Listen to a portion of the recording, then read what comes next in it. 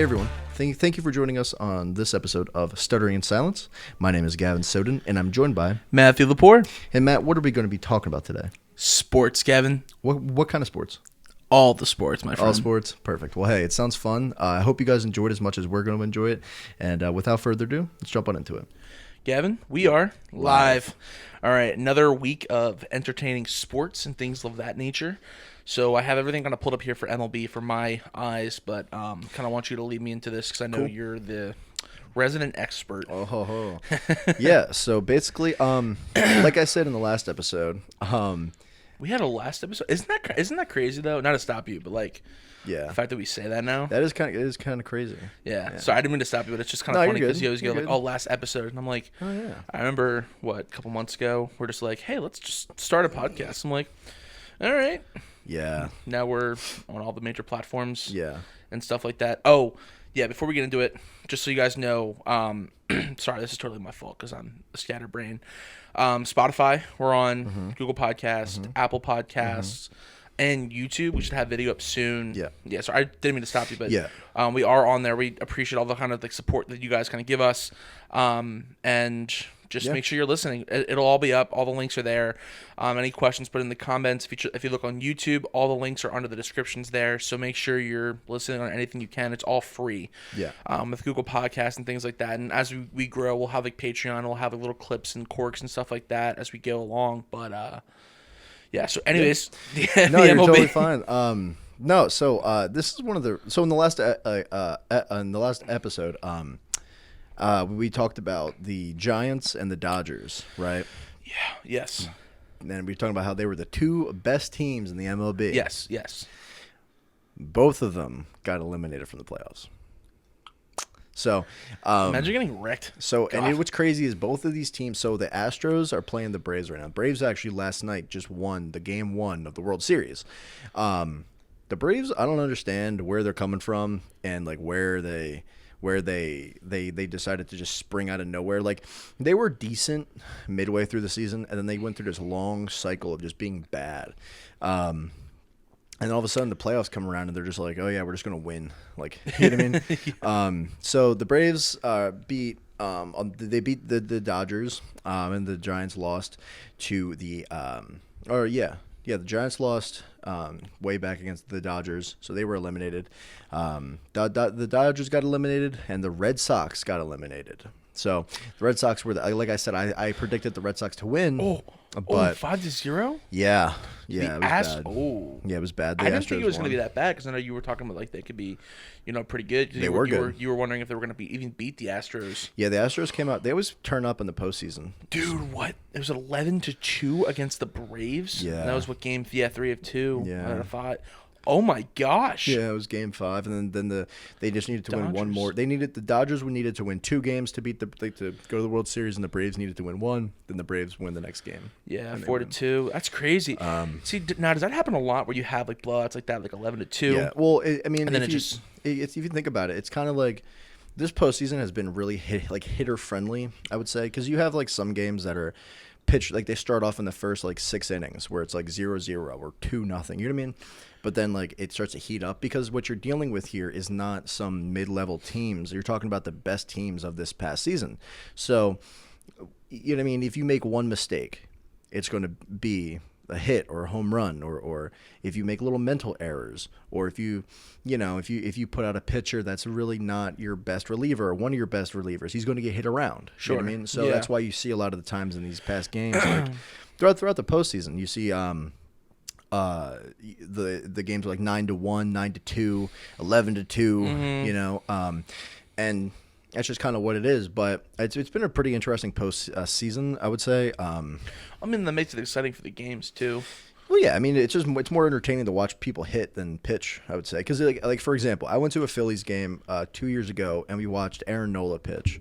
And for anyone that doesn't know, Aaron Nola used to be our number 1 ace.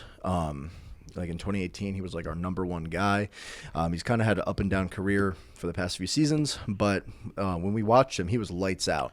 So what was cool about it was he would come up to pitch, like, and we would be watching, he would just be striking out people or like just like he was just dominant in that game.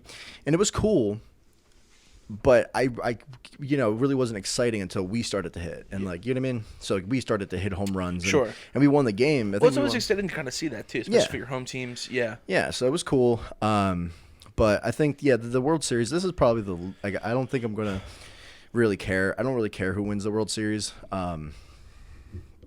I mean, I really haven't cared about the World Series in a few years, simply because, one, like I said in the last episode, the All-Star game doesn't count. You know what I mean anymore. So it's kind of like, oh yeah, for like was the home field advantage. Now just the better team has home field advantage. Who has a better record? I feel like that is a big thing to kind of just knock out, because I'm sure people get like excited over that. That was yeah. It was a huge part of the game. Yeah, you need things like that. You know, everyone's like, oh, you have to win the coin toss, or we have to win this game to get the home. Because I know we even had that in like high school football. Was if and it always ended up being PV. Anyways, it always ended up being PV, and it was like, all right, if we win this game, when we go to playoffs, our first game is going to be home. Yeah. And you usually want like the first game to be home to kind of get into a better standing to play a team that's not as good. Yeah.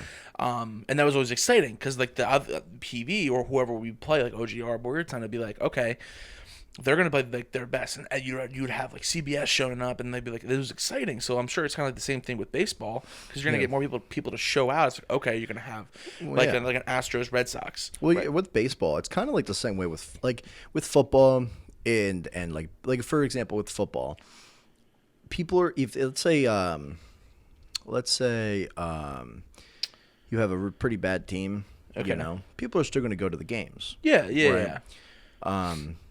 So with professional sports, you're always gonna have people that go and buy tickets, and they're gonna show up because they always have that, like, we're gonna win, right? Yeah. It's a little. I feel like it's a little bit easier for football, because like, as a football fan, if say your team is ass. Like for example, this year the Eagles suck. Okay. No. Every week you're gonna have these same kind of people going to the games because you have a week in between seeing your team play. Yes. So it's like, it's exciting, even if you get blown out every game, it's still pretty exciting to go out and be like, at least we get to go to the game and have a good time. Mm-hmm. With baseball is super fun at the beginning of the season and the end of the season. And the midway through, people enjoy going to games, and it's a good time. I know people have gone to 20 games a year. I know people that go to 110 games a year, It's a good time. You go out, you have fun, you relax, you drink some beer, eat some hot dogs, and watch some people play baseball. But the problem is when your team is really bad. Like the Phillies a couple years ago were really bad. So it's like, am I going to spend $120 on a ticket and then spend food, alcohol, and then drive time just to go watch my team lose 7-0? And then plus it's like, oh well, we won a game. And that's not like we're 32 games below 500. Wait, so you're saying you don't want to sit there, wait for the 7th inning stretch, and the Philly fanatic just shoot a T-shirt that you're never going to get? So cool. And it is a good time if you're going with people that for example, like if me and you went to a game, it'd be a good time. Yeah, well, yeah. But it's like, if you're going there solely to watch the game, and like you're like, I want to, let's go Phillies or whatever, and we were down 5-0 at the top of the fifth. Yeah, you're like, dude, like this game is dragging, and then that's why people leave. Like if their team is losing like 4-7 or 7-2 in like the 8th inning, they're just gonna go home. It's like we're gonna beat the traffic, get out of there, and and it's the same with all major sports, but I think with baseball, it's like, I feel like baseball is one of those sports that, since there's no clock, it is really dependent upon how the people play. So for example, right? Let's say for example, Tom Brady is leading a comeback. Okay. As he typically is. Yeah, and it's like 2 minutes left in the fourth quarter, right? And they're driving down the field, and they're at the 20-yard line of the other team, and there's only like 30 seconds left in the game. And Tom Brady throws a touchdown pass, and it's caught. Yeah. But there was holding. So now they go back 10 yards. And now it's 26 seconds left, or 22 seconds left on the clock. Yep. And then he throws another touchdown pass that gets dropped. And then it's like, okay, there's 17 seconds left. Yeah. And then he throws another touchdown pass. Offensive, caught for a touchdown. And it also causes a lot more excitement, too. Yeah, but then it's like caught for an offensive pass interference. Another 15 yards back. Now you're at like the 50 almost, and like 11 seconds. It's like 11 seconds left, and you're doing your thing, and then you throw a deep bomb, and it's like caught at the 2-yard line, and then the game's over and you lose. Yep. Right? That's Tom Brady losing to the clock, and to kind of like his own team. Yeah. The problem comes in baseball, since there's no timer, there's no clock, is where like it would be more so like saying like, okay, it to kind of relate it to football. It's like saying I have DeAndre Hopkins going up against your best cornerback. Like I have my best guy versus your best guy, and let's do this thing. And if there was no timer, no clock, who's going to win out of, let's say there's 10 pitches, so it's like 10 just throws. Like a one-on-one kind of deal situation. So you have so you have your batter and you have your pitcher. Baseball, you can get so into depth about, how does this guy, because like there's like a thing where it's like, if you have a right-handed batter, you always want the same pitcher. Yeah, no, that makes sense. Right, because usually it's easier to hit off of the other, because it's easier to see the other, like the pitch, like kind of like coming in off of someone that throws like opposite of how you're batting. Oh, really? Mm-hmm. I did not know that. So with baseball, but sometimes in baseball you might have a guy come up and they're like, okay, we have our pitcher out there, and let's say he's in the 6th inning, he's a starting pitcher, and he's let a walk and a base hit. So his runners on first and second, only one out. Who's coming up to who's the next 3 hitters in line? Oh, we have John, Joe, and James. Okay, we know John is pretty bad against right-handed pitching. All year he's only hit 200 against right-handed pitchers, and he's only hit 197 this season with runners in scoring position. So he's not a threat. Who's the second guy? John or James or whatever? You know what I mean? Like Jim. Oh, Jim. He's really good against right-handed pitchers. He's really, really good. He's really good with runners in scoring position too. Okay, and then the last guy, James. Really bad at hitting. Just overall, he's not a good hitter. He's just kind of like in the lineup because he's good at defense, but he's not good at offense. Okay. So as a manager, you might see, okay, this is what we're going to do. We're going to get out James. We're going to get out the first guy in line. Okay. Now the second guy coming up, he crushes right-handed pitchers. So what are we going to do? Not change pitchers because our pitcher's still playing well. We're going to walk him. So now the bases are loaded. Last guy comes up and he strikes out, and the inning's over. So then it's like you have to kind of that's just what it is. Like you're just kind of saying like, okay, you just have to know things like, okay, does this guy hit really well against us? Does he not? Your power hitters, your kind of coming in. And so even in the lineup. Yeah, and then even if you're putting yourself in a more vulnerable position by loading the bases, you're still going to come up on top, and to kind of make it make sense. Because they can strike somebody out if they're 6th in line, and that way. Yeah, so to make it make sense, that would be like saying, let's say the Eagles playing the Giants. Okay, and it's like the third quarter, 2 minutes left. The Giants get 2 plays for 20 yards. Okay, now let's say they're at our 40-yard line. Now let's say I'm going to sit there and go, well, their best wide receiver has been torching us for long distance passes all game, and the Giants are really, really bad in the red zone, like beyond 10 yards. So that would be like the equivalent of the Eagles going, you know what? We're just going to back our defense up to the 10-yard line because we're confident that we can stop you. Them. Yeah. That same premise. Okay. So you're putting yourself in a more vulnerable position overall, to do better for you. Yeah. No, that makes sense. Now, can that happen if you have like a cleanup hitter, or you mess something up, or whatever it is? Do you have a cleanup hitter that kind of comes in? So next thing you know, now you have like a grand slam sitting in your pocket. Stuff like that does happen. Yeah. But the problem is like, so for example, I would only do that, or like a manager really only should do that if there's a more overall chance that your team is going to come out on top in that scenario. So for example, if the third guy in line is like kind of decent, and let's say he's hit 4 grand slams in his 3-year career, and he's the last time he's played at the ballpark, he's hit 2 home runs. I'm not going to walk the guy in front of him to face him because he could hit a home run. Actually, or that's do pretty something. Good. 4 grand slams. And yeah. Yeah. It doesn't really happen that way most of the time, but it's just kind of like a example to kind of like base everything off of. So the way it would work is, it's all a mental game. You want your guy to beat the other guy. Sure. Right? No, that makes a lot of sense. Yeah. So, yeah. Another scary thing that happens is when you have a really good hitter in a slump, because then you say, okay, we're facing like Mike Trout in the past. Oh, and then he could show out at that one time. Yeah, he could show out, but the other 2 guys in front of him and behind him are killing it right now. So what do you do? Oh, do so you, then you end up walking them, or then Right. you have them come in and hit, and now you could be in a worse Right. position, or you could be in a better position if that guy in the Yeah. Oh, see, that makes sense. Look at you. See, look at that. Look at the brain working over here.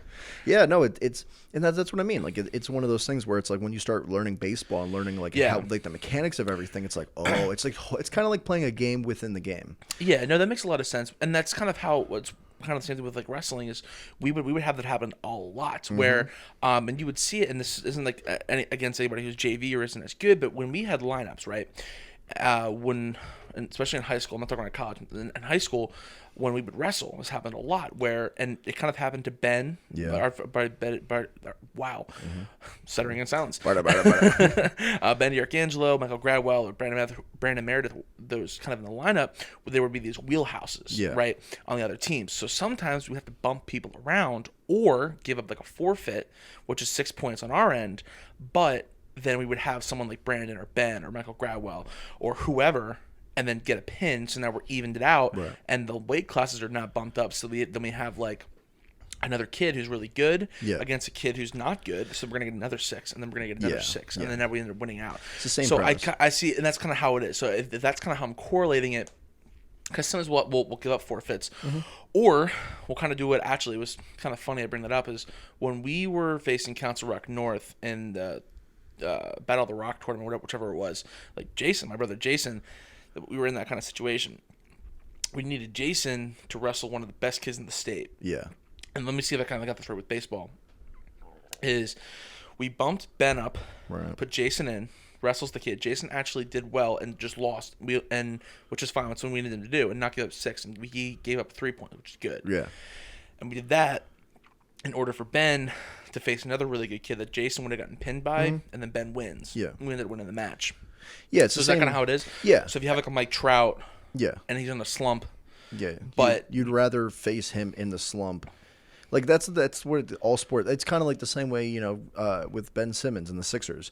Ben Simmons doesn't shoot the ball from mid range or 3-point line. Well, he does in preseason. So if he's bringing the ball up the court, all the defense, like the guy that's covering him, right, the guy that's guarding him is like, okay, well he's not going to dribble to 20 feet and shoot. He's going to probably want to drive. So I'm going to back way off of him, so he has to either pass, shoot, which he's not comfortable with, or drive right at me. Yeah, and if it's driving at you, you're already pre-ready. Yeah. So obviously, Ben Simmons is in the NBA. He can make those shots, but the defense is saying, okay, he's probably like more so not going to. Yeah, and his percentile's down, so they're more likely to play it back. So it's the same premise. You can see it through all sports. Same premise. I was just trying to relate it to my knowledge. Yeah. So with going into the World Series this year, the Astros, I don't know who's going to win the series because both of these teams are kind of a surprise to me. So I don't know. I would probably put my money on the Astros just simply because I think that they're a really hard team to finally like snuff out. Like even if the Braves go up 3-0, I think it's really hard it would be still incredibly hard to, the Astros could come win 3 straight games. You know what I mean? Yeah. Yeah, the Braves and Astros, 6-2, the final yesterday. Yeah, the Braves came out hot. But the Braves also are playing without one of their best players this whole season. They lost Ronald Acuna Jr. A while ago, back in the regular season. What happened to him? I don't remember what his exact injury was, but he's an outfielder for the Braves, and he's probably, I would say, their best player. But he's been out. I think it was like a knee injury or a leg or something like that. He's been out for a couple months, and they're now in the World Series. And so it's like, with baseball, it's obviously the next guy up. Like if one guy goes, so the same way in football. Like if one guy goes out, you need that backup to come in. But I think that the Braves are just a shocking team. This season, I wouldn't have predicted them to I wouldn't even expect them to make the playoffs. But now here we are. But yeah, so they're going to be playing. Like I said, I don't really care about the World Series this year. I don't like either of the teams. The Braves are one of our direct rivals, and the Astros are cheaters. So, it is what it is. But I think the Astros probably are going to win overall. I think it might go to games. It might go all 7 games, but How crazy would you see if like the Braves just took out like 5 streak? Well, if the Braves win, Or 4. if the Braves won, that would be their first. What? That'd be first World Series in like 20-something years. Sounds like 90-something with like John Smoltz. That's crazy. Yeah, they're like the Cowboys of the MLB. Oh, they're them boys. No, they're a team that plays really well most of the time throughout the regular season, and then shits the bed. Shits in the Yeah. I mean, maybe the Cowboys will win this year. I doubt it. They're gonna go all the way. They're gonna go They're all the the way, boys. dude. That struck a nerve. Don't even get me started on the Cowboys, but What do you so you're telling me the Cowboys aren't a fantastic, well-rounded team with a beautiful blue star? Their team is comprised of 3 people, 4 people. It's Dak Prescott, Ezekiel Elliott, what is his name, Michael or something Pollard, and Trayvon Diggs. Well, Diggs had a really good game. What was it against the? Well, he's just had a lot of good games. No, he popped off. Like, I mean, I have to find it, but well, I mean, when you have 4 people that are consistently good, and your O-line can actually block a lot of the time, especially when you're in pass pro. The Cowboys have had a good, if a top 5 offensive line forever. Yeah, well, and when their defense is phenomenal. Mm-hmm. Oh, dude. Talk about getting pressure on every team you play scary. the entire. Yeah, they're scary. It's insane because like their DNs are just pressure savvy. Yeah, and like I love watching because like you learn a lot of this stuff in like high school football. Like I know it's high school, but you watch a lot of that stuff in high school football, and it's like, all right, you got to break the end, grab your inside arm, and it's just the fundamentals of just kind of watching it and watching pros do it, but consistently every snap. It is like I'm watching almost every game the Cowboys are playing, right? Even in the highlights, you're watching like the DNs. Mm-hmm. Absolutely smash these tackles, and in a run scheme, the tackles have to kick back just to catch up with the DNs, and then have to switch gears to get a drive. Yeah, and I don't think people understand like how hard that is. And for like those of you who don't know, kicking back, which you see it a lot of in pass pro, which is kind of the scary thing about it, is if you have a DN that is fast, right? Mm-hmm. Especially if you have a lot of movement, you have to come off the ball and move back with, depending on if you're on the left or right side, your back lead is kicking back and then leading within or following with your non-dominant foot at the time. And you have to catch them and then reevaluate and re-scope your hands just to get drive for a run. Yeah. Especially if you're on the blind side as well. Yeah. Which, to watch a DN do that is insane, and to consistently watch, because there was like a statistic where it was like they're getting like 4.3 seconds for the quarterback on the opposing team to even get out of the pocket, or at least to move. And even if you're looking on like a oh my gosh, I can't think of the play call right now, but they had their average like time to hand the ball off was like 3 seconds. Yeah. Because otherwise you're getting crushed in the inside if the opposite team, the offensive line isn't good, and it's so beautiful to watch because they really are good up front, and it's scary. Well, yeah, I mean they're a good team this year. I think they're going to have a good chance. The only problem that they're going to run into is they're not the kings of the NFC. No. It's because they have to, just to get out of our division, they have to either go through the Cardinals or the Bucks. Yeah. And we already see the Tom Brady Buck train beat them week 1. Dude, they didn't even lose anybody from last year. Yeah. Like they came into this season off a Super Bowl win, right? Yeah. And didn't lose a single person.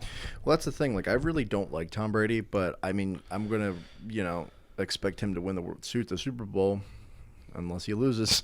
You know what I mean? Like, you can't. He's 7 rings. You can't bet against that. Unfortunately, got the Infinity Gauntlet. But yeah, no. I mean, this weekend football, it's pretty across the board, pretty easy now, except for, unfortunately, for all those bettors, the sports games bettors out there, betting on your DraftKings and FanDuel, setting up your parlays. The Panthers shit the bed pretty good. What do you mean? They only lost by they scored 22 3 points. points. They lost to the Giants. Hey, listen. They lost to the 1-5 Giants. Listen.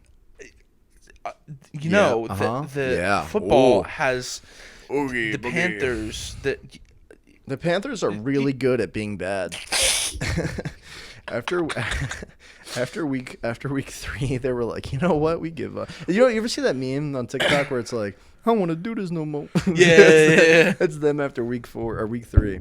But no, they lost. I mean, I really do feel bad for those that bet on the game because who would have expected that? Well, you were telling me like Yeah. like our buddy Javen had that kind of issue. Yeah. Not It's selling just, out for. it just happens. I mean, like, I've had it happen just a couple weeks ago. I bet on the one team. I forget, it was like the Bengals or somebody, and they just came out wrong. They just lost. And I'm like, dude, like, it's when you're in a slump or when you expect someone to win, it just feels like whenever you actually put money on the line, they don't win. Like, look at the Chiefs.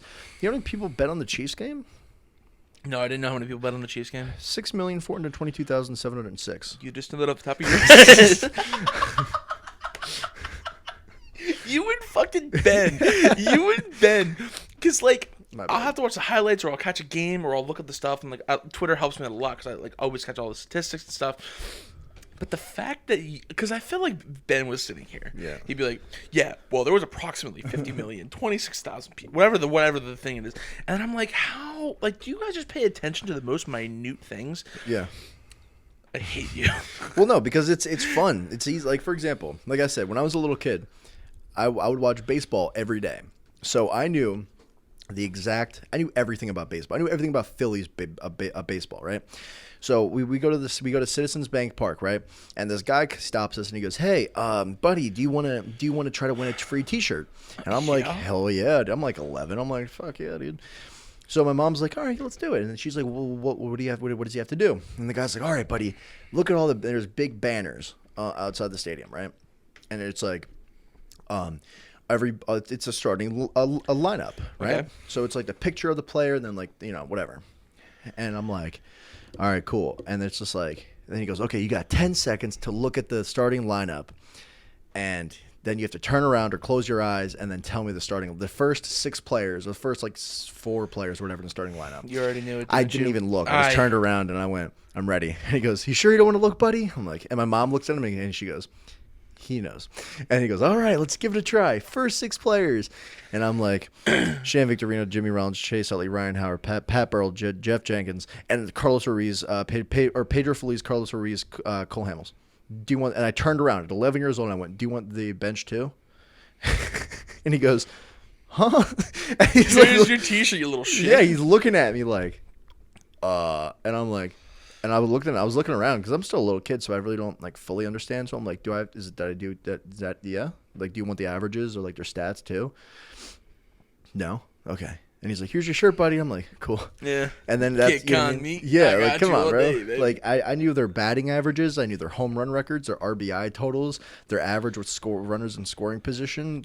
I knew everything. And the same way with football. Like, obviously, I don't follow football as close as I did baseball back in the day, but yeah, no, it's just to me, it's interesting. Yeah. Like, did you know that the Eagles are now the number 1 team in the NFL for giving up for allowing the most passer completion percentage at 70? I think it's 73.8% this season. Yeah.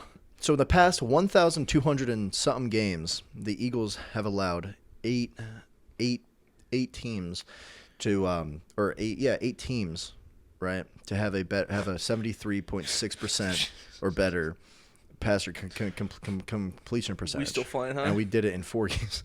You know what I mean, dude? It's bad. Like it's bad, but I think that like when you're watching, like, let's look at the Raiders game. The Eagles were really good at the first drive. Went right down the field, scored, and then they went, you know what? And then we did lose. Like, we lost Miles Sanders for a little bit. Well, we lost him for the game because he had an ankle injury. Yep. But can't really expect that to happen. And then like Gainwell played well. Jalen Reagor pulled a D-hop, mossed 3 cornerback or 2 linebackers in the corner. Yeah, I didn't see that. Yeah, it was the end of the game, like 3 minutes left. Yeah. And Jalen Hurts rolls out, and he's about to get sacked. He was getting lit, dude. Our offensive line got exposed. Welcome to the last 3 weeks. No, dude. Yannick Ngakwe, that dude. Yeah, he was a problem. He was a problem. He hit. I think they hit Jalen Hurts like 28 times, and like 2 sacks or 4 sacks or something. Like he got smacked. Couldn't have been as bad as Lamar Jackson last week. Yeah, was it worse? It was oh bad. My gosh. But no, it was funny. Like literally, like just watch the last 5 minutes of the game. The ball gets snapped and Jalen Hurts just runs because he knows it's yeah, coming. bro. Like I swear to God, like I was watching the game, like bro, we can't block anybody. Lane Johnson got like everyone's just getting torched. The only person on the line that really didn't get exposed too much is Jason Kelsey. That's pretty much it. You know what I mean? And so then, like, but the play was Jalen Reagor goes up top and he catches a pass against 3 defenders and he like turns around and runs it in for a touchdown. It was a crazy play, great play, but it's just too late. You know? We were trying to make a last stand drive with like 1:48 left on the clock. Can't have that happen. You can't score for 2 straight. You can't not score for 2 straight quarters and then put up 15 in the last quarter and then expect to win the game. Oh my gosh. Hurts was what 34 and 16, 18? 16 or 18 well, yeah, of I guess 30. You're getting touched 28 times in a game. You're getting sacked as many times as you are. 18 of 34 for 236. No picks given up, so that's good. But if you just look at that, Jalen Reagor only had 2 catches. That can't happen. You know what I mean? Like it just can't. It just can't happen. But yeah, the Eagles didn't play well. The Eagles don't look good. They're not a good team this year. It sucks to say, but at the same time, it's like, you know, what do you want? What do you want to do? What do you do? I mean, we experimented with all new quarterback, new head coach, you know, new wide receiver core, like, and it still just doesn't work. Dude, I hate seeing that. Like Miles Sanders unlikely to play versus the Lions, but not ruled out. It's like, bro, come on. Miles Sanders is just getting the shitty end of the stick right now, but I hate when they do that. And like same thing with the Goddard when they did the other like week. He was like, "Oh, he's on COVID watch," or we don't know if he's gonna be playing against the Bucs. I'm like, it's just frustrating. Yeah, no, it is frustrating. But I guess that kind of comes with like the aspect of being in the NFL when you're making that much money. I guess it's just one of those things where it's like, I don't know. The Eagles, like, it's only going into week 8, but it's like. See, it's one of those things where it's like Sunday, right? Like I had strongman in the morning, and then I went and coached football, and like I knew like the Eagles were gonna be on, and I knew like their other games, and it got to the point where it's like, and this is exactly what happened in high school, right? Is every Sunday or Friday we'd have our game, and then we'd have film on Sunday, and it's like, oh, Eagles lost again. I'm not even gonna like watch a game. Oh, T, we're going to your house, or whoever's house we're going. Then we're going to your whatever. You know what? I'm just gonna sit home and just relax, and then I stopped like kind of following football because like the Eagles would just be like, all right, we're reversing the Patriots or whoever. All right, we're gonna lose, and then I'd go look and we scored like 6 points. And like Wentz got sacked like 3 times, full sack, and I'm just like, because I want to root for them and I want to look forward to the game because I remember like the first couple games we were watching, and all of them we were here all day, and then it's like it's just not fun to watch your training. Team suck. That's the whole thing. It's like I have to watch the recaps, or maybe I'll catch them on in that game or whatever, or I'll turn it on when I'm in the car. But it's just so frustrating because it's like I want to enjoy a game and look forward to a Sunday, because when I get done training, I'm like, I want to just relax, have a beer, and just chill out. Yeah. But no. When you're looking at, when you're really considering what happened to the Eagles, it's just bad play calling and a lot of mental errors. Yeah, we had a lot of trades. We had well, it's like Howie Roseman doesn't know how to draft. He got Devontae Smith, crazy, great job on that. But then where's our defense? Why did you get rid of aging but not old Malcolm Jenkins, who was our second strongest captain of the team? Why didn't you? When you realized, hey, we haven't had a strong linebacker core in like 8 years, why don't we draft a linebacker? Or longer. Oh, the last time we drafted a linebacker, he didn't work. Oh, so one and done? You crazy. Oh, what about why can't we draft why can't we draft more wide receivers or more running backs or whatever? Oh, well, we got Devontae Smith and Jalen Reagor back-to-back years. But don't worry, we're gonna Get another quarterback on them. Oh yeah, Have 3 quarterbacks. Jalen in Reagor rotation. won't run routes anymore. He's just on the half. He's like on the opposite end of the sideline, just running half-assed routes, and he's not open. Crazy. Oh well. Or having a solid go route. And Yeah. Not even. Yeah. Yeah. Jalen Hurts. We got a new quarterback. He's going to be. Remember, every day get 1% better every day. Oh, so are we starting in the negatives, or what's happening here? Because you're not playing well, and instead of saying, we're throwing the ball 40 times a game, and throwing less than 300 yards a game, why don't we switch it up? We're barely hitting 250. Yeah, and then it's like, oh, we played really well against the Chiefs. Yeah. Oh, we played well, but we lost. Yes. Oh, so our defense got exposed. Yes. Oh, what about the next week against the Panthers? Oh, we didn't play well, but we still won. We won though. Oh, and then it's like you can't expect your team to win, right? You can't say, oh, Jalen Hurts starts off this first 3 passes with 3 picks, all pick sixes, so we're down by 3 scores, but we're gonna win. Yeah. You can't have 4 touchdown plays called back because of stupid penalties. Your receivers are running out of bounds. We have a bright spot, dude. It's to the point where anytime we make a big play in the game, I'm looking for a flag. Jalen Hurts was only able to have that extra second because Jason Kelce pulled this dude's face mask. Oh, we only had Devontae Smith caught a crazy 60-yard bomb, but he pushed off. Holding on the offensive line. Miles Sanders runs the ball for 76 yards and it's a touchdown. Nope, blocking the back, coming back. Yeah. You can't win. You can't win. And it's like, it's so aggravating. I do also feel that we also get the bad end of the stick because we're Philly. So we definitely do sometimes. There's definitely some plays that shouldn't have been penalties, and vice versa. But it's like, I think the NFL is getting soft. I think all sports are getting soft. People have been saying that. Wasn't it? Was it Eli? I forget who it was, but they were having a whole conversation on. I forget what podcast it was, but they're like, everything's getting really soft. And one of the things that I know, and I know like Brady was saying either in an interview or on a podcast, where he was like, this whole thing like the defense can't do this, or they can't touch the quarterback as much, they can't, grab on the offensive lineman, they can't tackle this way. And he goes, honestly, it's a lot on the quarterbacks, or it's a lot on the receivers or the O linemen, where it's like, where he with like Gronkowski or whoever, he's like, if they're coming up the middle, right, and you have someone like oh my god, I can't remember his name. It'll come to me later. Yeah. But he's like, if I'm throwing it in the middle and he's running like a screen, or he's going on a go route, or he's coming on a slant, I'm not gonna throw it, straight up in the middle and have the middle linebacker or whoever safety rock the shit out of him because he's coming and knock Jesus. He goes, no, I'm gonna throw where he's gonna be safe, and that's not the defensive fault because their job is to take him down. Yeah. It's our job to make sure that our wide receivers or our tight ends or whoever it is. My thing is, where does it stop? So, like, if you look at it, right, like you see Tom Brady, or like let's say Tom Brady throws the ball and half a second later he gets touched and he falls down, like he gets pushed. That's a flag, right? Yeah. But that's quarterbacks. But what about running backs? Why is it that a running back can get the ball and all of a sudden he goes through the hole and gets blasted by 2 linebackers? Cracked helmet, like he's knocked down, he's dragged through the mud, and he has to do that every time he gets the ball. Why is it? Well, look at Calvin Johnson. Do you know why Calvin Johnson retired? Because his body couldn't handle it. Well, he was too big. Almost 50, because people had to hit him. Well, because you were saying last week people had to hit him. People had to hit him harder.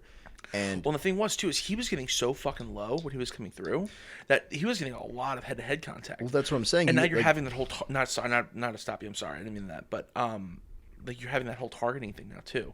Well, targeting is one thing. Like if obviously like you have guys like Vontaze Burfict and like they come in and like Vontaze Burfict almost ended Antonio Brown's career. Yeah. And he's Ndamukong Suh. Stomping on people's ankles and kicking people in the face. Yeah, and I'm not discussing so much that, but I do see your. But that's what I mean. Point. Like that's aggressive. That's too much. Yeah. But if you're a quarterback and you throw the ball and half a second later Von Miller jumps on your back and tackles you, like if he's already in the motion of diving and you throw the ball and he hits you, that shouldn't be a penalty. Look at the whole thing with like forward progress. You're going to give them that extra 2 yards or extra yard for that first down because they're moving. You can't stop a body. It's the same thing with Newton's first law. Object in motion is going to stay in motion unless acting on an outside force. So if you're going to have someone like Derrick Henry running through as big as he is, he's not stopping because, well, I mean, his legs are so big and moving, but it's like if he's running at like 3, 4, 5 miles an hour and he's coming through and he's taking people with him, he has people on his back pushing him. He's not just going to stop on a dime. Same thing with the car. You can't have someone, Devontae Smith or whoever it is, right? Or you just have like a regular like D lineman just coming right through, break through, and they're big dudes, 330-pound, 50-pound guys coming right through. They can't just stop. And they're just going to throw themselves on the ground if like Brady is just tossing it out or Jalen Hurts or whoever, right? Yeah. And they're tossing the ball out, and then the next second they're getting hit. You can't stop a 250, 300-pound man just on a dime to get out of the way. It's like his goal is to tackle the quarterback, and he has to take them out, quote unquote. And it's like you're just not going to stop someone like that. And it's like, and you saw it with Brady a couple weeks ago, or no, it wasn't Brady. Fuck, who was it? Baker Mayfield, I can't remember who it was, but gets pushed, like literally like me bumping into you at the gym or whatever it is, and they're calling a personal foul, and it's like how they're moving at mock Jesus off the line and they're releasing the ball. The reason for it is because they're like, we don't want our quarterbacks to just throw the ball and then get like looking back. There was a game back in like the 80s where it was like I think it was like the Packers and like Panthers or something, and the quarterback throws the ball right. And 10 seconds after he throws the ball, a defensive lineman grabs him by the waist from behind and suplexes him head first into the ground. And it's like, what are you doing? Yeah. And it was a flag on that, right? The problem now is you have guys like Payton Manning breaks his neck, right? Yeah. You have guys that are not really athletic in the sense of being able to like having like a being really strong or being really fast or being able to Big Ben. you know, whatever, you know, but you have guys in the NFL like if I'm on defense and my priority, right, is to stop the offense and I have Lamar Jackson sprinting at me and he doesn't see me coming or he's sprinting down the field and he doesn't see me coming. Yeah. I'm going to hit him like I'm going to hit a running back. Well, you're like I'm going to hit a wide receiver. Right. That's the whole point. That's my goal. Now, I'm not going to try to hurt him, but I'm going to try to stop him. Yeah. So if I hit him and he breaks a rib and he has to come out of the game, then it's like, okay, well, that's not my fault. But it's like if I'm coming off the blind side, right? If I'm he's sprinting at the quarterback and now you have to hit them below the shoulders. Yep. You can't hit them you can't hit them anywhere near his knees or his ankles. You have to hit him from basically his mid thigh to his chest, anywhere in there. Yeah. You can't fall on top of him. Oh wait, you can't fall on top of him? You have to hit him and then somehow roll off of him before he hits Well, I the know ground. there's this new technique, and we were taught like our senior year, where it was like you go for the legs and you have to roll. It's going to kind be of like how it was in like wrestling, where you'd see in like folk style or not folk style, like freestyle. Well, yeah, but I mean, it's going to keep. I promise you, it's going to become like two-hand touch. And like that's the problem. People, one of the biggest views I see on YouTube is NFL's biggest hits, or whatever it is, and like that's gets people excited. You hear it all the time. I want pancakes. I want pancakes, guys. Let's go out and blow them out. Like the hardest team's gonna win, and it just comes to the point where it's like people don't want to watch that, and these guys aren't putting their bodies on the line to play patty cake. No. Like, you know what's crazy too about it is you'll see all the time. You'll see the defense, especially in like the perimeter, you know, like the secondary. A wide receiver will catch the ball, and he'll be maybe 2 or 3 steps away from the sideline, and the cornerback will kind of follow him, and then just kind of start jogging at him, and then the wide receiver just kind of jogs out of bounds, and it's like, I understand health is the most important thing. It's the most important thing above winning a game. I understand. What I don't like is the fact that the NFL and even in college football now is saying basically, you know, you're all grown men. We agree that you're grown men. However, you can't tell another grown man bye-bye. You can't wave to him while you're scoring a touchdown because he's going to have his feelings hurt. Yeah. Or you can't. Or even have like the the whole thing with like the gloves with Tyreek Hill. Tyreek Hill, and to the point where he had to like He waved at. Well, I know what you're referring to. But they fined him for it. So he put on his first 3 fingers. Like he put the peace sign on his glove, and he just holds his hand up. Yeah. And it's like, this is ridiculous. We're not 10 years old, and that's the whole thing. Where the whole world, I feel like, is getting soft. Where it's like you have little kids that go out there, and no matter whether they win or lose, they're going to get a trophy. They're going to get a medal. They're going to be told you have a good job. Now, as a kid, I played baseball. Okay, and we would go out there, and they started doing that shit with us. Like, yeah, I know that we lost today, but you know what? It's all about how we play and how we fight and blah blah blah. And I'm sitting there at like 10 years old, like, this is some bullshit. I want to win the game. Like, I don't want you to give me this. I don't want to go get ice cream because we lost. Like, I want to practice. I want to win. Well, see, and that's one of the things that now for those of you who don't know, I coach youth football over at Springford. And I have to hand it to the coaches there, like Matt Sarnes, Chris Fisher is the head coach, Matt Rosenblum, Dustin, like all of them. Like we lost against Phoenixville this past weekend. Yeah. And there was make playoffs or play them. Yeah. And we lost by 3 points. It actually was a really good game. We lost on like the 1 yard line. Yeah. And it was kind of nuts. But like, that's one of the things that I appreciate with those coaches is they started to bring that back. Like you're not going to get your ice cream afterwards. Like, listen, you played good. We're proud of you. The kids played fantastic. And you know what's actually pretty interesting that I want to bring up is we have a girl on the team. Yeah. Okay. And she's one of the smallest kids there, and she's legitimately our best player. Really? Dude, she is a fucking monster. I watched this girl. I know we're getting way off track, but it's still football. I watched this girl save us 3 times. Yeah. When I mean she gave her body for football, and this is one of the things where like I do kind of agree where like women should be able to play in both aspects if they can compete. But it's a mindset, dude. See, but I think women touching on this briefly. Yeah. Women should be allowed to play whatever they want and do whatever they want. However, I think that if you're going to put a 5'5", 110-pound woman in the NFL, only bad things are going to happen. And that's where I also agree with you. Is like it's going to be playing to the standards. But I would honestly love to see her kind of progress in high school and get really good. Why but it's also going to women's league. Like we have a women's basketball league. Why isn't there a women's football league? Oh, we have a lingerie league. But that's kind of demeaning. No. But it's like at the same time, it's like as a guy, you're like, oh, women running around in pads and thongs basically, and they're playing football. Cool. But no, I would like to see a women's league come up because then it's like it kind of gives you a little bit more diversity. And I know the WNBA is a meme because of like the whole we don't get paid enough, we don't get paid the same as men, blah blah blah, and it's like okay, I forget her name. That bothers me to my core. Yeah, well, I forget her name, but there was a player on the she's been in the league the same amount of years as LeBron. Oh yeah, and she has one more ring or whatever it is, or I don't know, but. Yeah. They were like, she gets paid only. This is her salary. It's only like $800,000 versus his like $30 million, and it's like, okay, but when was the last time you were walking down the street and saw someone wearing I don't even know the team names in WNBA, but someone wearing a WNBA jersey, like a Candace Parker jersey? You know what I mean? Like you just don't see it because nobody watches. Nobody wants to watch girls play basketball because I hate to say it, I've watched a fair amount of WNBA games, and it's not entertaining. You know what I mean? Because not even so much like, oh well, you just don't like women playing sports.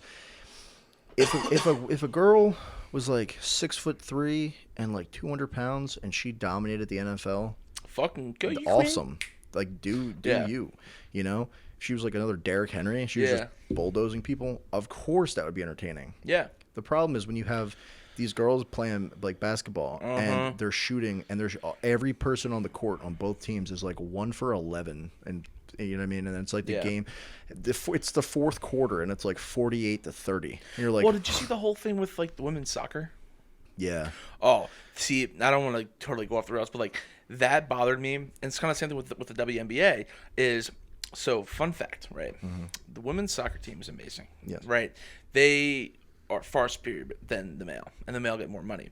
What's funny about that, and the whole statistic behind it, which kind of totally demeans like the whole program, is the men got offered like the amount of time they play for their pay structure. Right. The women wanted like a singularity pay for like a structure for the whole year, so it's different than the men. Right. But they were offered the same thing as the men, and they declined it because they're like, we'll get more money this way. Well, if you look at it, I mean, the men might be worse in like as like you might look at it like, well, they have less wins, they're not as good. Yeah. But then but I mean, put those same women on the U.S. Olympic team up against a men's team, and I don't think they're going to win. You know Well, what I mean? was I don't think was it I don't know if it was American, but I know, and this is a fact. People can look this up. This is a absolute fact. Yeah. Because the whole game is on there. It was like a 16 or 17-year-old boys high Oh school yeah, team beat a professional women's soccer team. Was it America? It wasn't American. I don't know. No, because those guys are insane. Well, I don't know, but all I know is that listen, men and women are different. Men are just genetically stronger, Yeah. and you know it's just how we're built. And in the majority of cases, obviously there's outliers, and I'm not taking anything away from those women, you know, in the Olympics and they're or insane. you know they're the best at what they do for their sport, for their division, in their realm. Yeah. But it's like, you know what I mean? Like, look at me, I'm a dude. Do you think I'm gonna go out there and beat any one of those chicks at soccer? Fuck no. But am I gonna? But But if I go into the NFL, am I gonna beat anybody? No. I'm slow and I'm ugly and I'm fat. Like. But see, that's the thing is, I would love to see this girl do amazing, and I really hope she plays for the high school team. Because, dude, I'm telling you, bro. And I swear to God, if she gets on the team and they try to make her a kicker. No, listen, and I'm saying this because you know where my stance is with this. Yeah. I really hope she does because she can be so good. I'm telling you, she is faster. Right. She hits. I'm telling you, you have these big O lineman kids, and I know they're in like 5th grade, but she will rock the shit. I watched this girl run mock Jesus from the one side of the 20 to the other side and take out this kid on the 3-yard line. Otherwise, we would have gotten blown out. Right. So, like, in that regards, but I wanted to bring that up because, like, oh, dude. That's dope. I hope she does well. But kind of going back to the whole thing I brought it up is, you know, the whole trophy thing is, what a tangent that was. But, you know, things are definitely getting soft. And I'm glad that Springford's not doing that as much, which I do appreciate. Because I think, like, you definitely need to kind of have that humbling, be able to take a loss and learn how to lose and learn how to win. Well, look at Tom Brady. What if Tom Brady, after losing his first Super Bowl to the Giants, sat there and said, "That's it, I give up. Like, we lost. I suck. The team sucks. I went out of New England." Guess what? Probably not going to be Brady 7 rings. But and it's even worse than like something like baseball too, because you have like let's say an umpire. Umpires are really refs in general have been really bad for the past like 10 years. But umpires are really fucking bad. Like MLB needs to fire all of their umpires and get new ones. It's that bad. It is awful. Like you have a dude, Joe West. He's been an umpire for like 30 years. He'll call like the ball will be like 15 feet out of the strike zone. Oh, strike 3. And the guy looks at him and he goes, "What the fuck, bro? Like this is a terrible call." And he goes, he'll put his hand up and he'll go, "Don't talk to me. Like don't start talking shit." And he goes, "What do you mean don't start talking shit? You're fucking calling pitches that are 20 feet out of the strike zone." And then he goes, "Oh yeah, you're out. You're out of the game. Get out of here." And it's just not. They don't care. They're just dismissive of everything. And then like they have that. So you can't have that because then that's what I mean. You're not gonna allow any challenging because the whole point. Yeah. And the Angel Hernandez is super fucking bad. And then like we can go on that forever. Angel Hernandez, he's an umpire. They're just really bad at their job, and the MLB's just kind of overlooking it, I guess. But see, that bothers me because like, not only are they like hurting on views and things like this, and having not that baseball's slow, but slow. Yeah. And it's like you're gonna add it with things like that because now you're gonna have people complain. They're not gonna watch. It's a joke. It's a joke. And that's sad, you know. Anyway, getting back to the NFL, getting back to this past week. That's a 20-minute rant. Yeah. So like I said before, every team that was pretty much supposed to win, except for one or maybe two, pretty much won. So, you know, you have like the Rams beat the Lions and the Falcons. Hey, I called it. I did say the Falcons were going to beat the Dolphins, even though not everybody shared my opinion. 2-point differential. The Bengals dismantled the Ravens, which was kind of I thought the Bengals could win, and I thought it would be a good game. But at a certain point, they just blew the Ravens out. 41 to a measly 17. Third quarter came around. Ravens started off hot, and the Bengals were like, "You know what? I don't care. We're just going to keep scoring.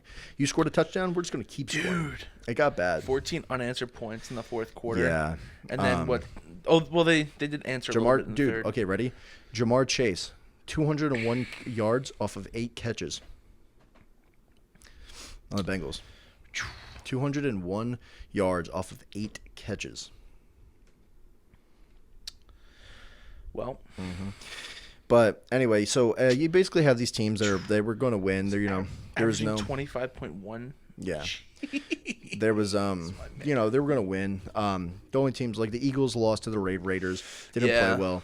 The Cardinals blew out the Texans. Nobody was gonna oppose that. The Jets got blown out by the Patriots, which is normal for them. Well, they did just get a new player. Packers beat Washington. So going down the list, the only games the Bucks beat the Bears. The only games that were kind of surprising was the Titans-Chiefs game. The Chiefs look really bad. The Chiefs are probably, they're definitely that like fall from grace team, whereas like they've been coasting for the past few years with like teams kind of, I would say they're kind of not able to figure them out. Now teams are figuring them out, and it looks like they have no idea what to do about it. And they're not even adjusting on the fly either. No, they're not. And you can kind of see like the frustration as like you're getting the third quarter. Like they'll run like the same plays they're running in the first quarter 3 times, and not in succession, but like they'll run like an out route right off the bat, right coming out of like the second or third play, and then you see that, and then you see the same core progression of the same 5 or 6 plays as it did in like the first or second quarter, and it's like why are you running that again? Same problem the Eagles have.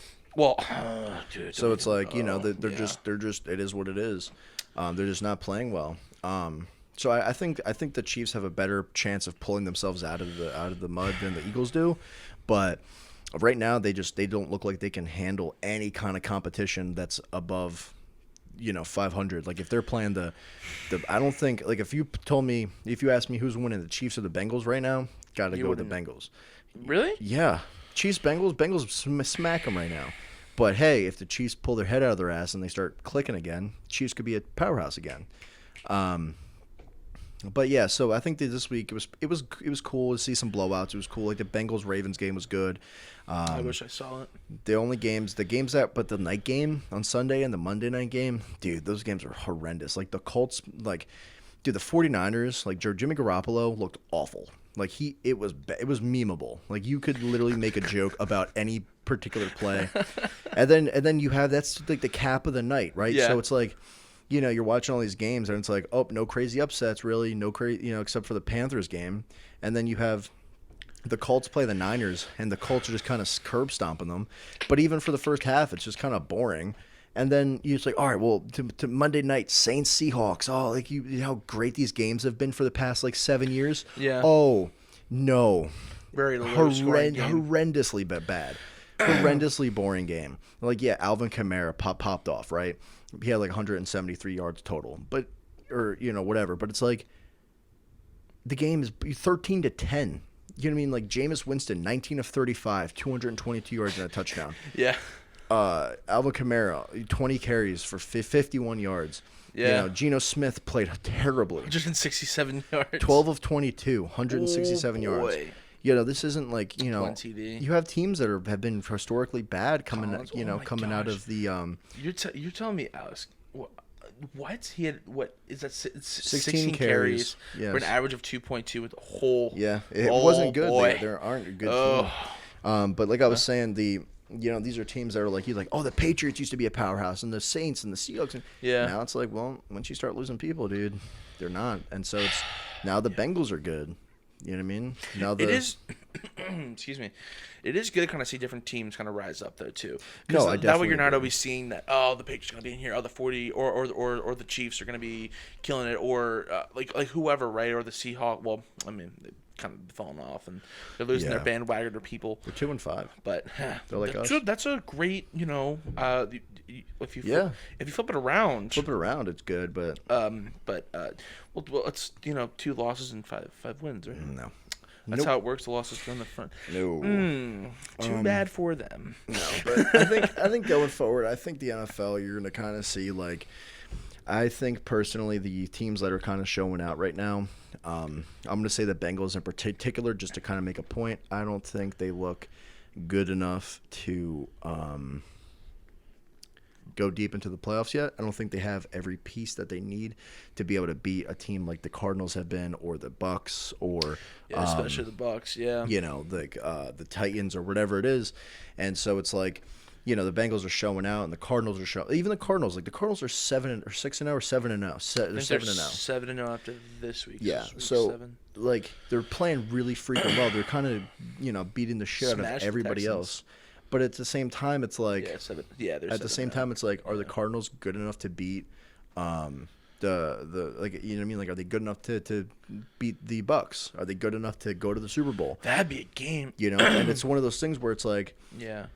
I think that they are. I just any given Sunday, you know what I mean? So I think that the rest of the season's probably going to go kind of the same way it's gone. I don't see any other team. Like, I don't see, like, the Eagles turning it around and winning out the next, like, 6 weeks. And then, No. You know what I mean? So it's like, it's like, you know, the Cowboys, the Cardinals, the Bucks, the Rams. You know, these teams are like, you know, these teams are top of their game, and it's like, are they gonna win out? Are they gonna, you know? Then I would say those are like the top teams, and then you have the secondary teams like the Packers, the Raiders, teams like that, where it's like the Eagles? No, and then like the I would say the Titans are a secondary team. Yeah. To where they're really good. Even the Bills, like, they're really good, but they're not. They don't have every piece to say like okay, we're gonna like for example with the Packers, you have Aaron Rodgers, and they're a really good team this year. The problem comes into play where they're really good against mid-level competition. Are they going to be able to go into the playoffs? Are they going to be able to keep it up? Is Aaron Rodgers? What if Aaron Rodgers gets hurt? You know what I mean? They're kind of like a house of cards. Left. You know, Give him a minute left. We'll do it. I'm just saying. You know, like the Chargers are a yeah. secondary team. You know, they could be really good and they could be really bad. You know, it's so. I don't know. I think the NFL right now is kind of like, you have some teams that are showing out, but you also have some teams that are kind of getting exposed, like the Browns getting exposed. The Broncos started off 3-0. Now they're just falling to pieces. The Panthers started off 3-0. They're falling to pieces. You know, it is what it is, but at the same time, it's like, I just think it's going to be the same teams winning right now are going to be the same teams you're going to be seeing in December and in January. You know? Well, I'm excited. Yeah. It'll be cool. I mean, in a weird way, I wouldn't mind Brady getting his 8th because if he hits 8, he has to go for 10, I think. Yeah. I think it's kind of. Yo, how nutty would that be to see? You know what he's probably going? He's probably going for Wilt's record. Chamberlain in basketball. He's going for his record. What does he have? 11 rings. I think you're probably right. I'll just trust you on that. Yeah. So he's probably going to go for his record because that would cement him as the greatest player of any sport of all time. I don't know, dude. 11's a lot because he would have to, like, at his age, he would have to consistently win every year for the next 5 years. Because he'd be at 8 and have 3 more, 1 more to cut. Yeah. Because especially with the game of football, well, I mean, hey, if we get softer, maybe he has a chance. Probably. But I don't see that happening. Just because, like, I don't either. But he's 44, 45? 44, yeah, 45. Yeah. So for him to be able to get to 11 and then 12 to beat him, it's just. And I'm not saying that basketball isn't like a hard sport. Like, it 100% is. Like, you know, I want to be able to play it at that level. Mm-hmm. You know what I'm saying? But just getting hit and having like monsters attack. It's kind of crazy too, because like I think the NFL in particular is going to be. I think sports really. It's going to be a big blow when Brady retires. Because if you think about it, right, Brady's kind of the benchmark. Like, you always have these teams where, like, okay, the Colts when Peyton Manning, or the Broncos, which one you want, when Peyton Manning was on the team, they were a staple team. Drew Brees and the Saints, staple team. Tom Brady and the Pats, staple team. Yeah.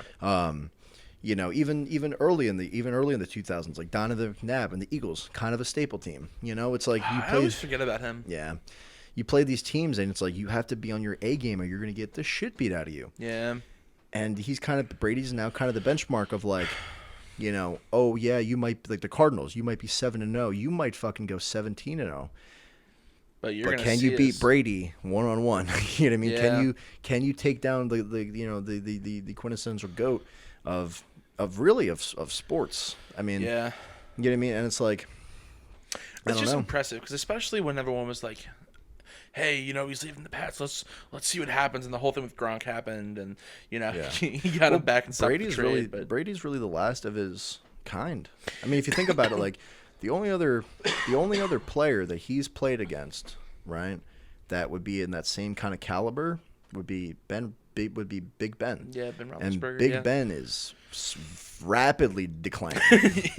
So I still see that. Like when he 3 second falls clip down. when he falls down. It's like, hey, I didn't know those weight lines were Yeah. raised today. Well, you might see so we have a lot of young quarterbacks in the NFL, right? You have a lot of young teams. We have a lot of So young talent right now. you might see, let's say Brady gets eliminated from the playoffs, or he gets hurt, or he retires, or whatever. For the next couple of years after, you're going to see probably like the Josh Allens and the Kyler Murrays and the Patrick Mahomes, going into the Super Bowl. Yeah. Because all these teams, yeah, they're really good and some are really bad, but the really good teams are very similar. Like, for example, okay, the Patriots and the Colts back in the early 2000s, like mid 2000s, had a really tough rivalry going on because you had Peyton Manning versus Tom Brady. Dude, you were like 3. Yes. Tom Brady. I was like 7. What? I was 9. I'm a in 98. 2000? No, I was saying the early or like mid 2000s. Oh, because you said early 2000s. No. I'm thinking, okay. So you have Tom Brady, who has really good offense or decent offense, really good defense, versus Peyton Manning, pretty good offense, right? Pretty bad defense. So he has a really good offense and a bad defense. Tom Brady consistently just exposed him, just exposed his defense, just put up points. And Peyton Manning was notorious for throwing picks. At the time, the Patriots had Asante Samuel. He would just eat Peyton alive.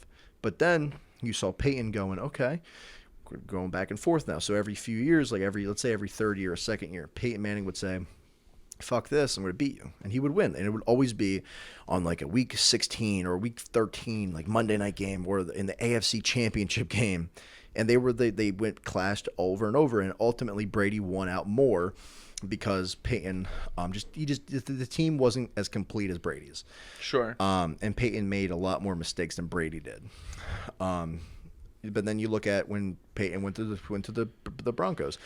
Same thing. Once again, for the next like 7 years, they're in the AFC Championship game, and where Peyton won out more than Brady did. I mean, the Broncos shouldn't have. When did he break his jaw? So, wait, what? His neck. Oh, he broke it in 2010. 10. Why do I think it was in 12? No, he came back in 12. Oh, well, that's when he signed with the Broncos. Yes. And then 2013 was his all-star year where he broke the record for most passing yards in a season, most passing touchdowns in a season. Crazy stuff. Yeah. And then they lost to the Seahawks, got blown out in the Super Bowl, and then they went back. And that was the bandwagon year for them. Yeah. And then in 2012 the Broncos lost to the Ravens in the AFC Championship game on that crazy no tackle Hail Mary end of the game win for the Ravens. So that's when they went on to play the 49ers with Colin Kaepernick. The lights went out in the middle of the game, that whole thing. Oh, I don't remember that at all. Yeah, the Ravens, won the game. Colin Kaepernick played well, but not as well as he would have. What's he doing now? I don't know. Not playing in the NFL. Last time I saw him, he had this big thing with Nike. Yeah, it was like I don't know. The release of He's probably just living off of that right now. But then, you have these, and then the next time, 2015, Brady versus Manning, AFC Championship, and Manning wins, goes on to win the Super Bowl. So it's like, but then of course every other year besides that 1 year with the Ravens, when the Peyton Manning lost, Tom Brady won. You know what I mean? Even if they didn't play against each other. So, and then Brady went on after Peyton won his Super Bowl. Brady went on to win he went on to the Super Bowl the very next season. He went on to the Super Bowl the very next season. Beat the Falcons. That was that 28-3 game, and then lost to the Eagles in the Super Bowl. And then he went back again, and again, and again. He just keeps going back. So it's like, it was a cool. But the whole point of that was saying, like, you have these teams that are staple teams, and when they clash, it is a battle of your differences more so a battle of your strengths. Yeah. So it's like, Great minds too. Like they're amazing. Well, that's what I mean. It's like, is Brady going to be able to efficiently? Can you stop Brady on defense? Can Peyton Manning going to be able to control whether or not he's going to throw 3 picks in the game? And you know what's kind of crazy about that too is people got to realize like how often like they make their own play calls too, especially their audibles, like just like right inside the pocket. Or are you going to be the offensive coordinator to be like, Brady's like, oh no, like he's calling out a blitz, and he's like, well, we're not going to, don't audible Brady. Like I'm the offensive coordinator here. Brady's going to look at you like, what? Shut the fuck up. You know what's funny is Brady's offensive coordinator now is Byron Leftwich, who was drafted, played, and retired all within Brady's career.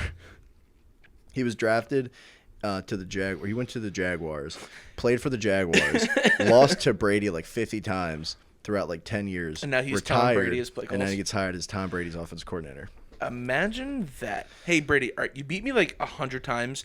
Now listen, I need you to run this play action pass. Actually, shut the fuck up. Okay, ready? Think about this. Think about this. Devontae Smith, right? He just got signed to the Eagles, right? Yes. What is he, like, 21 or 22? 22, I think, yeah. So he was 2 years old when Brady played his first game. I mean, in the NFL. He's old. Holy shit. Yeah. He could be his dad. Everyone in the league except for Big Ben and Aaron Rodgers and Matt Ryan are you know what I mean, playing like they all were in that same class. Yeah, I mean, like Aaron Rodgers was drafted in 2003, 2005. And you don't see people lasting this long. Like what is it, like 32? Yeah. 33 is when you see a lot of like. I mean, look at Big Ben's only 30. I mean, he's 38 and he's he rapidly declining, like I said. Because it really is funny to look like the difference between like you look like an Eli Manning, or you look at like even a Drew Brees, or you look at like I think if Peyton doesn't break his neck, I think he lasts a couple more years. Yeah, you said that. Yeah. I don't know. It's one of those things where it's like you look at the different quarterbacks, you look at different players just in general, and then you look at a Brady. Yeah. And you're like, all right, Ben, you fell over a weight line in the pocket with no one around you. And Brady looks like he's never worked. What? Look at LeBron. Same way. That's true. LeBron's played for 19 years. Yeah. And that's way harder on your knees than playing quarterback 100%. Is. He's also a freak. But the thing is, too, funny thing about him is like he was a really good football player. Yeah. And he almost went to the NFL. Yeah, yeah. Well, Kyler Murray, when he got signed to the Cardinals, before he got signed, he got an offer from the MLB and the NFL. So they to play either, you know what I mean, to like which one is he going to pick, kind of a thing. Well, is Tim Tebow? Is he still doing? No, he did the same thing. No, he's not even in baseball anymore. He tried to make. Remember, he was on the Jaguars. Well, that's what I was. Well, okay, so Tim Tebow. Well, because he stopped playing, right? Okay, I'll break it down for you. Tim Tebow came out of college from Florida, went to the Broncos. Yes. Played for the Broncos, won. They beat the Steelers in that crazy walk-off divisional round game. Yes. 2011. Yeah. Played for the Broncos for a couple more seasons. Got cut, bounced around from like teams like the Eagles, I think like the Jets, random teams as a backup.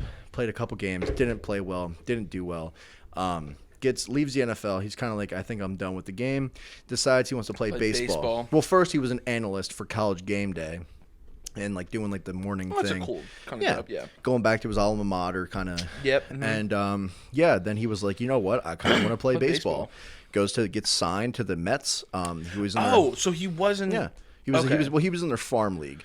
Okay, that's what I thought. I knew he was in Double-A. That was my question. So I didn't know if he actually played. Yeah, he wasn't in the MLB, but yeah, he plays pretty well. Doesn't get called up or anything, but does his thing. Then decides baseball is not for him. Quits that.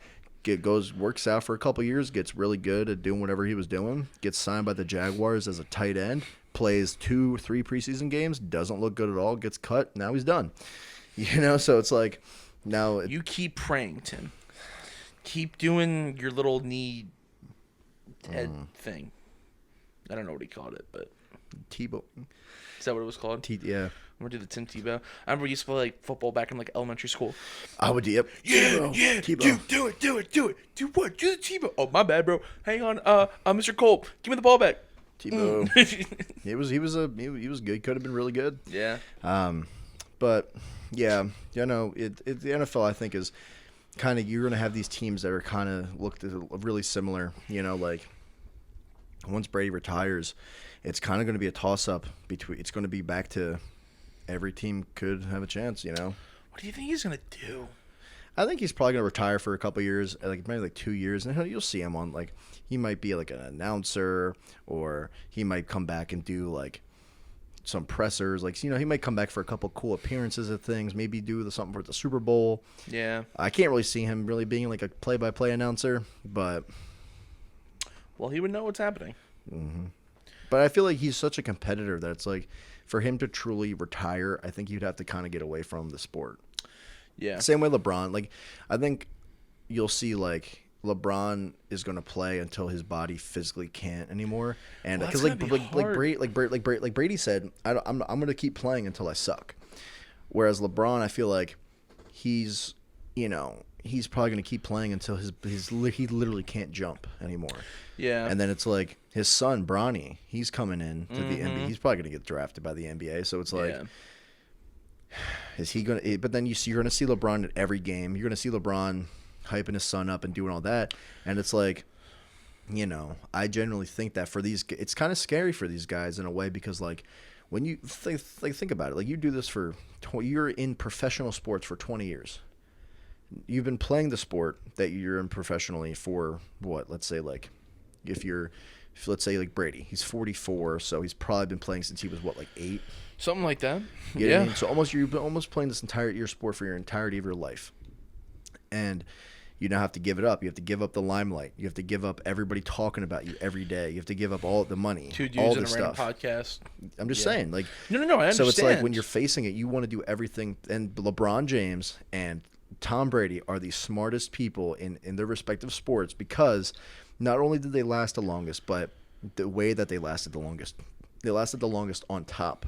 It's not like you see it's not like Brady or LeBron played 20 years as and they only won 1 ring and they're the top of their game and they're still prevalent. The Lakers haven't looked good so far in the beginning of the season. You don't think LeBron's pissed and LeBron's going to figure it out and come back and the Lakers are going to be a dominant powerhouse again? You're out of your mind. You know what I mean? You think that it's just coincidence that they got to where they are. LeBron James, I don't know how much Tom Brady spends, but LeBron James spends over $1 million a year in just things in body recovery. Yeah, well, rehab is a big thing. That's what I'm saying. It's huge. You know what I mean? So it's you know what I mean? So these guys are really smart for doing it, and I mean, longevity is a big thing, especially with those guys. Their bodies. I mean, you don't see guys like that in the NFL or the NBA lasting. I mean, look at Jordan. Jordan played on and off. So he got his first game probably was didn't have kind of the same technology they do now because they have cryo, they have if you really think about it, Jordan, Jordan played. He got drafted in 80, or his first game was in 84, I believe, and then he didn't win anything until the 90s. You know what I mean? Yeah. So 19. It was 19. Yeah, it was 90, I think, or 91. He didn't win anything, so it's he was getting slapped around by the Celtics. You know what I mean? So it's but then he decided he had what it took to figure his shit out, get the right pieces in there, and win. And when he won, he really won. But look, when he came back after he left the Bulls and he quote unquote retired, and then he came back to play on the Wizards, he wasn't Michael Jordan anymore. He was a shell of himself. Yeah, did he make some cool? He did make some cool. He was a shell. He was. I mean, yeah. Did he make some cool shots and some cool layups and dunks and make a couple flashy plays? Yeah, but if you watched him, he kind of sucked a little bit. Really wasn't that good. Yeah. You know what I mean? He came back like Gandalf the Grey. He just washed up, and then he retired after 2 or 3 seasons on Washington. Retires, and then that's it. And then he's the greatest of all time. Whereas, you know what I mean? LeBron hasn't really missed any time. He hasn't taken any time off. You know what I mean? The only time he really took off was, you can say, the 2018 playoffs race, when he kind of just said, we're not going to make it anyway, so fuck it. And took the rest of the season off, kind of not playing that hard, and then that was it. So I don't know, but getting back to football a little bit. I think, like I said, I think the rest of the season is going to be the same like we saw it. Yeah. I don't see any big outliers coming up. I want to see how good the Bengals play. Yeah, I cool really for them to even like see the end of this too. Yeah, I really want the Cardinals to do well because of Zach Ertz. It's the only reason. I want Zach Ertz to win another ring. Did you see when his first day of training, he had like, the Eagles? And then he threw the ball to the only Eagles fan there. Yeah, I miss Zach. It is sad because like I do understand like the whole like 5th round pick thing and like the whole kind of aspect of it, but it's one of those things where like we've been saying, right? Yeah. You have you have our prolific fans, Yeah. right, and then you have just the love and the love and the hate relationship with like people and the sport, Yeah. and you have someone who wanted to live and die as an Eagle, and it's like. Well, he also he's the first professional NFL player ever to score a touchdown in 2 separate back-to-back games from different teams. Yeah. So, but it is one of those things where, like, you know, like you played baseball with Norristown for how many years? You know, I played football and stuff at Spring 4, and it's like, you know, you still have that, like, oh, you know, like that's where I love playing there. Like it was like your, like that love, that like nostalgia, and it's like, oh, hey, all the people that I spent all this time with, this training with, all this, I talk to them all the time. Oh, hey, bye. Yeah. And it's just like, Yeah. but. Yeah, it's exciting. I don't know. It's. I'm excited for the NFL. I'm excited for all sports. I think baseball has to figure some stuff out. The MLB has to figure out some major pieces to make that more engaging. They will, right? They'll eventually. Yeah. Maybe the NFL. You know, like I said, it's going to be fun. The NBA. You know, you have some really cool up and coming stars in the NBA. Yeah, I'll have to follow that a lot more because that's probably, aside from baseball, it's one of the things that I like never followed. Well, if you look at it, I mean, the Sixers don't look that good. Like they lost to the Knicks last night, and they looked really, really bad. Joel Embiid had an off night, didn't play well, and then they don't win. So it's like we don't have Simmons. He's doing his thing. You know, it's just a big. Yeah, he got suspended too, right? Yeah, it's a big whirlwind of shit being smeared for Philly sports right now. But I mean, hey, Bryce Harper might win MVP in baseball. I hope he does. So that might be our our thing. But yeah, other than that, that's pretty much it. Is there any team you're excited for going into next week? I mean, I'm kind of in the same boat as you with like the whole Bengals. But like I said, I really kind of want to see the Bucks, go all the way and Brady get his 8th ring. I think it'd just be cool. I mean, other than that, I'd love to see the Eagles kind of at least jump back on track, get better play calls, and stop running the same thing and only running the ball 4 or 5 times a game. I don't really have anything crazy that I'm looking forward to, but I don't know. Yeah. We'll have to see if Cardinals go 8-0 next week and kind of follow it up, and then eventually see Brady. But yeah, I think that's pretty much about it. We're at an hour and 21. Cool. So we're gonna sign off. So kind of like we always do. Make sure you're following our socials. Yep. We're on everything now. So if you guys have any questions, if you know us personally, just reach out to us. Go on our Instagram, our Facebook, or whatever. Have any questions? Just feel free to hit us up. And just keep listening, guys. Keep tuning in. Yeah. And we'll see you next time. Peace.